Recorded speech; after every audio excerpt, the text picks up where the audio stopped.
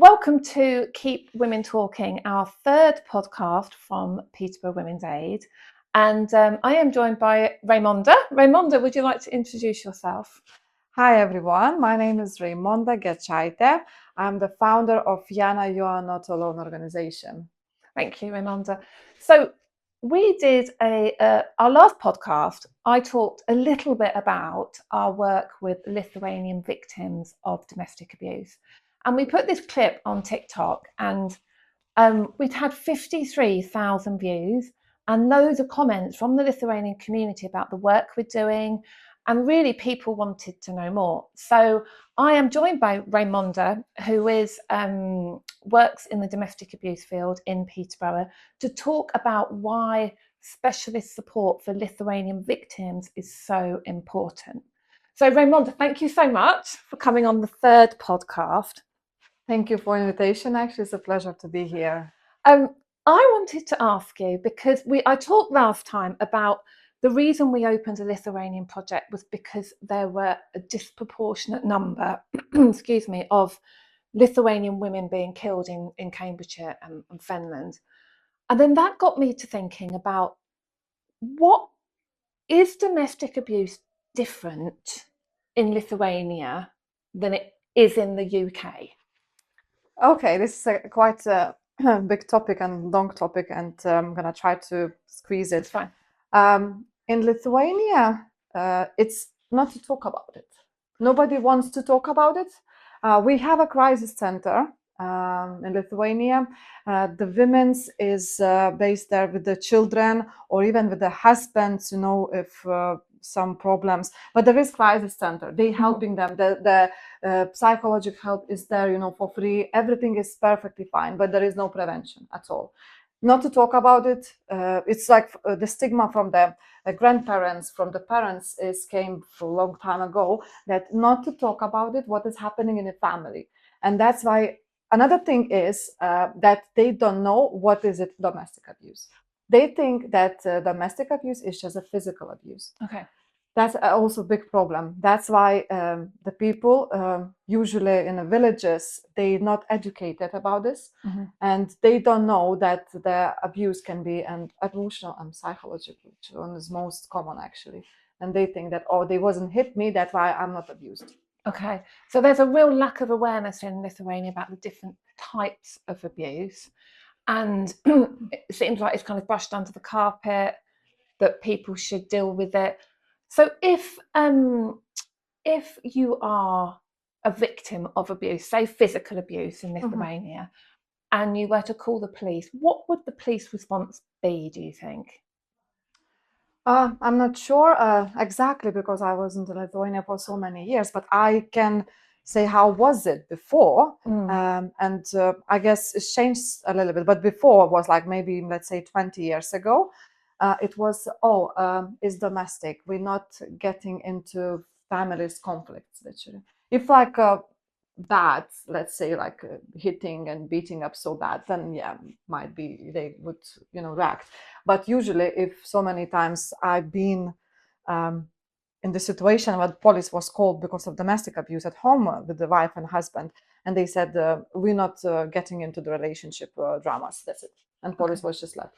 And I think now, obviously, I've seen the TVs, the news, then yes, it is happening now more.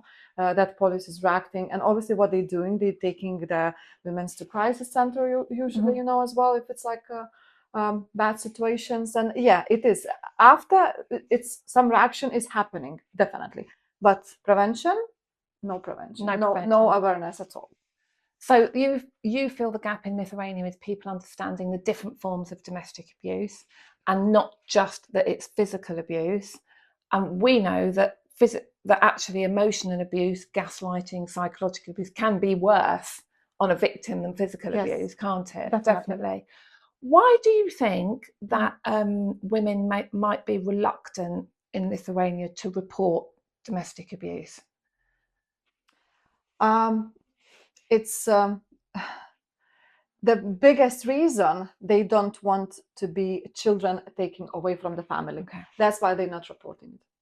So they're worried that social care will Yes, So, because always is going to be involved social services, and in Lithuania is very common that so many cases was a social service was taking children from the parents, and it was without no reason. Even there was even cases in the courts, and that's how it was. Obviously, I'm not saying that all of them was taken without reason. Definitely, there is reasons, but if you report the domestic abuse, then usually social services is involved, and happening things like taking children away. so there's a real fear in the Lithuanian Yes. community from female victims that their children might be taken away if they report it. Yes, because even here, when I got calls from victims, Lithuanian victims, they always saying, I always saying, report it, go to police, and they always, every single one saying, I can't because I'm afraid that my children are going to be taken away. Always the same answer. So they're protecting the children, they're Yes. protecting themselves, and those are the reasons they don't report.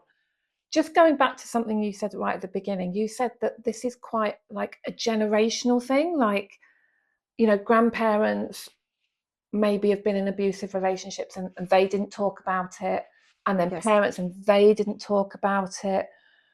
What do you think needs to change in Lithuania for, you know, younger people to understand what domestic abuse is and get into the routine of saying like this is wrong?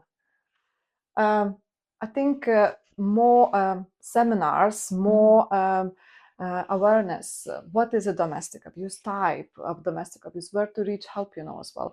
I think just need to talk more about this and loud, you know, like that's what I am actually doing it, and I having so much hate as well from the men's usually because I'm talking about this. I've been there. I know how does it feel, and I want to shout about this that this is not okay. You know, being abused in a in a family, it's not okay.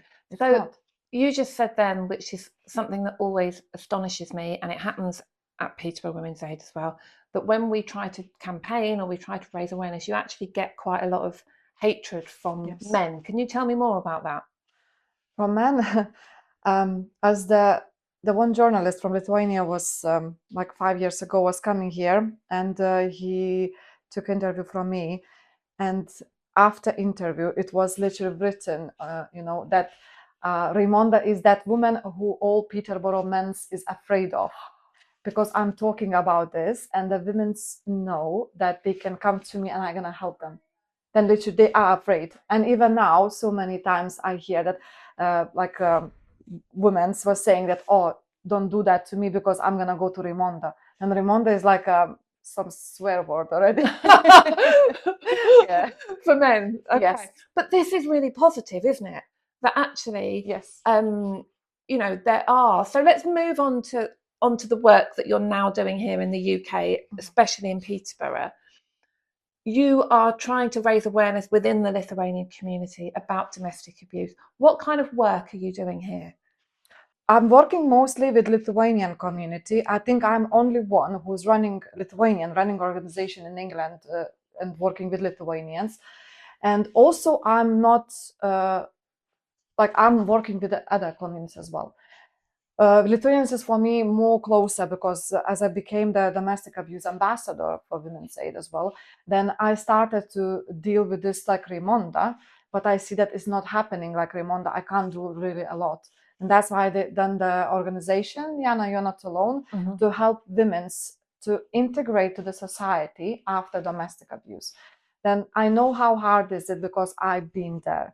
And I know that you need to so much help from other people to be empowered and to feel that you are worth it, and that's why we are trying to help women with like, first of all is like psychotherapy sessions as well, for children and for women. It's for free. Also we are doing the gym training sessions that women can feel like she can literally lose weight or to just get fit and to do something to get out from the house as well. We're doing the women's circle also meetings. Now we're doing it the last Tuesday of the month. Then it's quite confident confidentiality, that where is it happening, how is it happening, and the women's coming there to talk about their experience, if they've been already, or some of them they are still in domestic abuse relationship, and they supporting each other, they understand each other, and they literally, we also introducing them to the some organizations where they can seek some help, or where they can literally try to find the jobs as well, literally trying to put them on a feet and empower them that you are okay, that you are worth to have your own life, to have your own life in your hands. And do you think, so Jana, you are not alone, you've just become a charity, am I Not right? yet, Not we yet, are but in the waiting. process. In the Of process, becoming a yes. registered charity, which is amazing. And Peterborough Women's Aid, we work a lot together, don't we, Yes. with Jana? What are the barriers to Lithuanian victims in Peterborough coming forward? Like to come out from the Yeah, I mean, why relationship, you wouldn't, mean? I know, because I've talked previously, obviously we've got a Lithuanian project and we really work closely, and one of the big barriers was just language. Yes, language is the one of the, I think, biggest barriers, but I think the housing situation is quite common, actually. That's why they're not leaving perpetrators, because they don't have nowhere to go. And that's always been like this. I had calls from the women's when they left with the children, sit in a car and literally, escape from the man. And then next day she called me that, oh, I'm going back because I need to live somewhere. So there's a lot, when we opened our Lithuanian project, I did a lot of research behind this, that a lot of Lithuanian women that are here in Peterborough, their house isn't in their name, or Yes. they're renting a room from somebody, and they've got no rights, I suppose, if they leave that property, because a lot of the time the perpetrator either owns it or rents it in his name. Yes, in his name. Then also now the settled status is one of the also common problems, because they have, usually perpetrators have settled statuses, but for the victims they're not doing it because she can't speak English. She don't understand nothing, and obviously all the benefits is going to his account and going for children, to him, but the woman is nobody there. And then after they're using it like, oh, you see, you don't have nothing, you are not legally here, then that's why you need to be literally a housewife and do whatever I'm telling you to do. And he feels that then gives him the right to abuse her, and power and control. Yeah, and do whatever he feels that she should be doing. Yes, because he's in charge of it and she don't have nowhere else to go. But it's not true, how we know she do have where to go. And do you feel, and this is the point, because I don't want to stereotype all Lithuanian men, but is there that feeling with Lithuanian men that they should have power and control over their partners, or are we talking it's not everyone? Or definitely it's not everyone, but let's go back to long time ago about Russian occupation. And usually it's the Russian man is working and like strong and like, power, and the women usually take care of the children, housewife, and this was the model of the Russian families usually. And I think this came to Lithuania, and I think some of the families, they live still like this. Then it's just a culture sort of. So it's a cultural thing, which is fine, because everyone has their own culture, don't they? I suppose when culture goes over, takes priority in terms of like safety or safeguarding or whatever, the culture doesn't really seem that relevant then, does it? Because whatever the perpetrator's doing is not right. Exactly, yeah. But you see, even like in Russian times was saying, like, if the man beats the woman, that means he loves her. Okay. That's very famous, actually, everyone talking about this, because it's always was saying, if I beat my woman, that means I love her. So we are up against that kind of thing, aren't we? If that's been said over and over and over again for years and years and years, people are going to have that in their brains that actually this is how it should be. That's why I'm myself like fighting with the stigma that no, this is not okay. This is how it shouldn't be. This is not Russian occupation times. This is not like that. That's it. We need to live in this year, this age. And this is not okay. This is not okay. It's not okay. So tell me more about the work you're doing, because you travel around a bit, don't you? Talking at seminars and. Yes, I'm doing seminars, and I've been to Lithuania as well to do seminars actually. And how did that go down?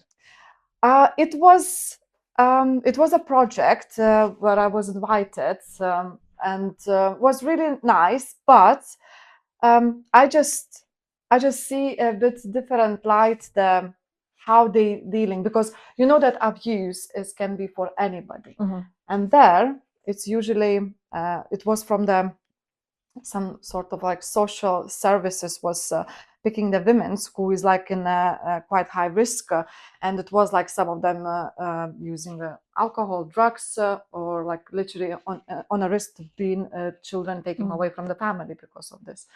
And and I see that they think that those women's where they drinking and using drugs, they have it big problems, and they treating them actually not like nice.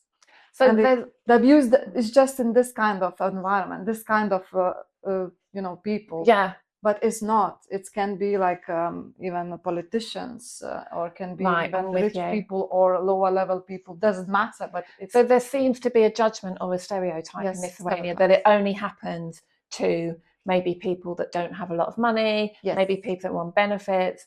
And then also from what you've just said, it seems to me like, yes, this pool of women are using alcohol and drugs, but that might be as a result of the domestic abuse, and that's the lack of understanding. That's why I even said, because it was like when I doing seminars about 2 hours, and we're talking about the types of domestic abuse, and I'm also interacting to them, with them. If they want to talk or to say something, they can do that. It's like, and the one woman was literally saying, because she was, I think, using some drugs or alcohol, I'm not sure, but anyway, and she was telling that she was raped. She literally was raped, and very badly raped, and what here we go, this is the reason. Yes, yeah. This is the reason. Then we need always to go to see the reason. Why is it happening? Why you got into drugs? Why you got into alcohol or something else? Why? It's always the reason. And here we go. This is the reason. And I was like shocked myself that when she was saying that she was raped, that's why she got into. And also before she came to this seminar, actually one day before, she was again raped. So there seems to be a lack of awareness as to why victims behave the way they do, and we know it's normally because of the trauma that they've been through. Yes. With the perpetrator. Yes. So is that different when you do your seminars in the UK? Is there a bit more awareness going on? I'm actually thinking that yes, it's different. It's more because the women's was very engaging, and they literally was different than in here. In here, they already know so many things actually. Okay. In there, they was shocked for some things what I told them, and I think that's what is needed in Lithuania so much. These seminars. And raising awareness. Yes, definitely. Okay, amazing. So at Yana, you do you do lots of group work, don't you? Lots of supportive work, lots of counselling. So very seminars, yeah. Very similar to the work. I think Peterborough Women's Aid, we're more at the beginning of someone's journey. So if someone is looking to leave an abusive relationship, normally people will come into our Lithuanian project. And then after we've sorted out the kind of crisis, that's when they come into your project. So it's a really, really smooth transition.